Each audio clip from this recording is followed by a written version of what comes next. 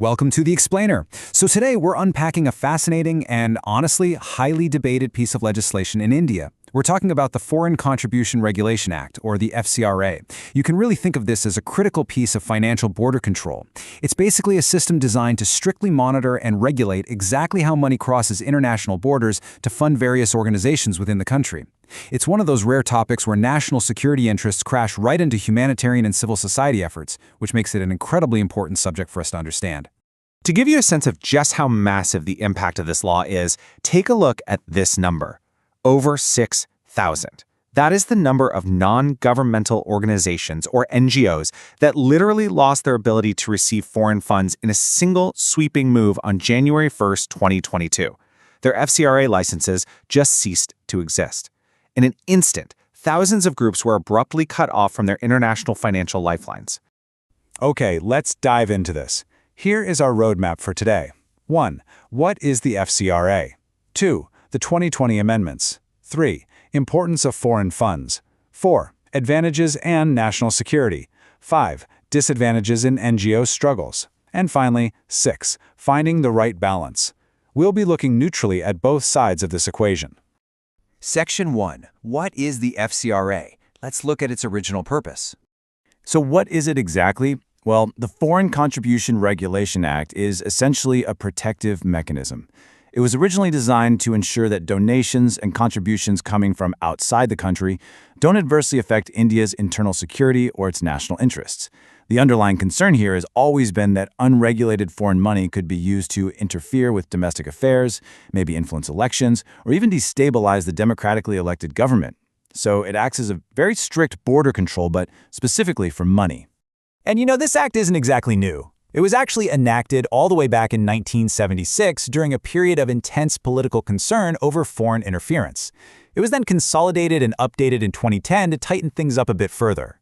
But the era we're really focusing on today was ushered in by the major, highly restrictive amendments that were passed in September of 2020. Now, to maintain democratic integrity, the FCRA has a very strict no-go list. Basically, if you are a candidate for election, a judge, a government servant, a member of the legislature, part of a political party, or even a journalist, you are completely banned from receiving foreign money. No exceptions. This is to ensure that the core pillars of the state and the press remain completely free from any potential foreign financial influence. Section 2. The 2020 amendments. A changing landscape. Now, what's really interesting here is the sheer scope of these changes. In 2020, the government significantly tightened the leash on foreign funding. We're talking about reducing administrative expense limits, mandating Aadhaar, which is India's biometric ID system for key NGO functionaries, and requiring a very specific, centralized bank account to be opened. To put that into perspective, let's compare. Pre-2020, NGOs could use up to 50% of their foreign funds for administrative expenses. Post-2020, that cap was slashed to just 20%. Pre-2020, NGOs could subgrant, meaning they could actually transfer their foreign funds to other, smaller registered NGOs to help with grassroots work. Post-2020, subgranting is completely prohibited. And perhaps the biggest logistical hurdle, every single registered NGO, no matter where they are located in India, must now open their primary FCRA bank account at one specific State Bank of India branch located in New Delhi. And these weren't just abstract rule changes on paper. They had immediate, real-world impacts on massive organizations. Some really high-profile names were caught in this tightening net. Amnesty India faced severe scrutiny for allegedly using a for-profit route to transfer funds. Oxfam had its FCRA license refused, and the Rajiv Gandhi Foundation had its license canceled entirely. Overnight, the stakes for compliance became incredibly high. Section 3. Importance of foreign funds. Why do we even need them? Well, foreign funds are often the absolute lifeblood for grassroots movements and vital social projects. They provide crucial financial support for health, education, and environmental programs, especially out in rural areas. Crucially, they fill the gaps in government programs, providing last-mile delivery to marginalized and vulnerable communities that might otherwise just be overlooked. Plus, international funding often brings global best practices with it, helping local NGOs build the capacity and infrastructure they need to actually survive and do their work. Section 4. Advantages and national security. Let's look at the government's perspective. From the perspective of lawmakers, the 2020 amendments were absolutely necessary. The primary advantage here is enhancing compliance and ensuring total transparency. By forcing all these funds through a single SBI branch in New Delhi and requiring that biometric Aadhaar linking, the government can meticulously track exactly where every single dollar or euro goes. The argument is simple. Tracking funds this tightly prevents malpractice, ensures money is used for its stated purpose, and fundamentally protects national sovereignty from any hidden foreign interference. So the crucial point is exactly what the union government stated. These rules are meant to prevent malpractice and diversion of funds while defending the country from interference by foreign powers. And actually, the Supreme Court of India agreed. They upheld these provisions, validating the government's right to place these restrictions strictly in the interest of national security and sovereignty. Flipping the coin to Section 5, Disadvantages and NGO Struggles. Organizations like the International Center for Not-for-Profit Law have pointed out some severe unintended consequences of all this. For instance, the complete ban on subgranting basically chokes small, local NGOs who used to rely on funding distributed by those larger umbrella organizations. Furthermore, the government can now suspend an NGO's registration for up to 360 days while conducting an inquiry.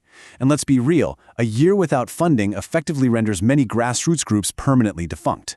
Critics argue that these vague renewal conditions and sweeping restrictions potentially violate the fundamental freedom of association. And this brilliantly illustrates the practical nightmare for these charities. It really just comes down to simple math. Previously, a 50% administrative cap meant an NGO could actually afford to pay their researchers, their field workers, their accountants, and keep the lights on in their offices. Slashing that to 20% causes severe operational paralysis. Think about it. Even if you have millions in foreign funds for a specific community project, if you literally can't use enough of it to pay the staff required to execute the project, the NGO simply cannot function. Then there is this startling reality that critics call the surrender trap. If an NGO finds these new rules just too difficult and decides to voluntarily surrender their FCRA license, they don't just get to walk away. The government conducts an inquiry, and all the assets created from those foreign contributions must be vested with a government authority, meaning returning a license could result in the government literally seizing your NGO's hospitals or schools. Section 6. Finding the right balance. The future of the FCRA. So where do we go from here? Well, this is very much a live, evolving issue. The debate is stretching well into the future, with new proposed FCRA amendments being referred to a joint parliamentary committee looking toward 2026. Lawmakers are continuously tweaking this system, desperately trying to find that exact midpoint between regulating foreign influence and supporting a vibrant, necessary civil society. Which leaves us with one final, pretty heavy question. Can a nation truly secure its borders, including its financial borders, without entirely closing its doors to vital global support? It is a massive trade-off between national security and humanitarian aid. And exactly how a democracy navigates that tension tells us a whole lot about its priorities. Thank you so much for joining me for this explainer. Keep asking those big questions, and I'll see you next time.